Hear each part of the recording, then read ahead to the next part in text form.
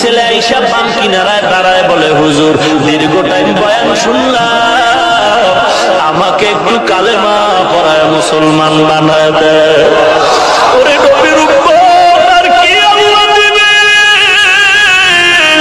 আপনাদের পায়ে হাত রেখে আমি দোয়া চাইতেছি, আল্লাহ যদি ডেকে বলে, রে হাফিজ কত নেয়ামত তোরে দিলাম, কি শুকর আদায় করছো?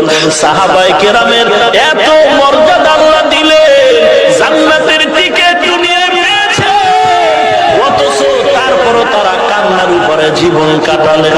আবু বকর সিদ্দিক কত বড় দামি, নামাজে দাঁড়ায় দাঁড়ায় কান্না করে। আমার মায়ার নবী বলেন, আবু বকর আপনি কেন নামাজে দাঁড়ায় দাঁড়ায় কান্না করেন?